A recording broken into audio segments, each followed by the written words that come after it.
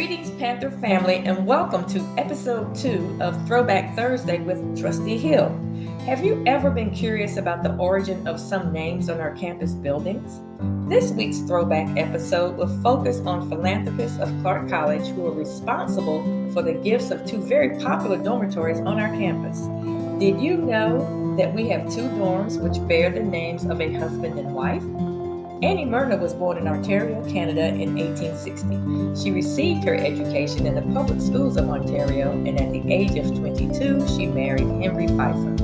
Mr. Pfeiffer was born in Lewiston, Pennsylvania in 1857 and moved with his family to Iowa when he was young. He founded the Pfeiffer Chemical Company in St. Louis and purchased William R. Warner and Company in Philadelphia. The Pfeiffers wanted to use their wealth to endow institutions that would build a strong and educated society. Places like colleges, universities, and libraries. Places like Clark College.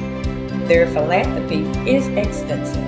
There are colleges and universities in the United States and around the world, in Korea, China, India, and Argentina, who have received funds from Henry Pfeiffer and Annie Myrna Pfeiffer. The common thread for these schools is that they were all connected to the Methodist Episcopal Church and were private liberal arts schools, like us. In 1941, Clark College moved to our current campus. The move was made possible through a gift of the General Education Board of the Methodist Church, the Rosenwald Fund, and Mrs. Annie Myrna Pfeiffer. Mr. Pfeiffer passed away in 1939 and was very intentional about how he wanted to share his wealth with schools like ours and fellow HBCU Bennett College. Mrs. Pfeiffer's generous gift of $400,000 is how we built Myrna and Pfeiffer Halls. Gifts from the Pfeiffers to Clark College and Bennett College exceeded $2 million.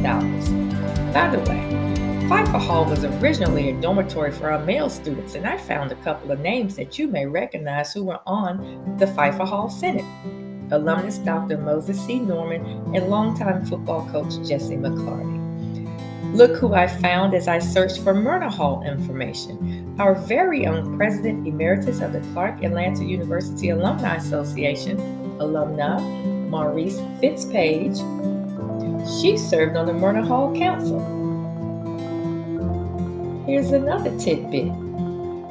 Through Dr. Merrill J. Holmes, who was the president of Illinois Wesleyan University, the Pfeiffers became interested in Clark College. Did you know that the estate of Mrs. Pfeiffer gave the initial $15,000 to build Holmes Hall?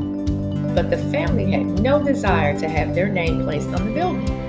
The college trustees voted to name the building in honor of Dr. Holmes, a close personal friend of the Pfeiffers. Upon the death of Mrs. Pfeiffer, Dr. Brawley recognized her as, and I quote, a great friend of Negro education and a personal friend of Clark College, end quote. She was actively serving as a member of the Board of Trustees when she passed. The full text of Dr. Brawley's moving tribute to Annie Myrna Pfeiffer was published in the Panther newspaper, January 1946 edition. And that's it for this week's Throwback Thursday with TrustE Hill. Join us next week for more fun facts about the best of 3 worlds: Clark College, Atlanta University, and Clark